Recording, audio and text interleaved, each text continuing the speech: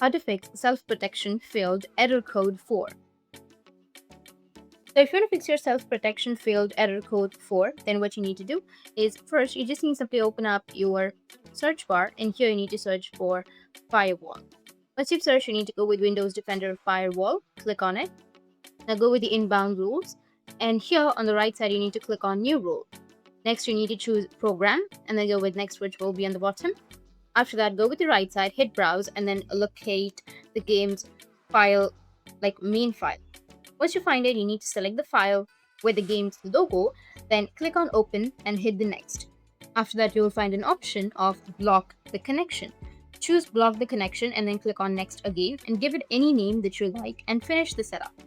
After that, you need to make sure to open your Steam before launching the game. This should fix the error completely.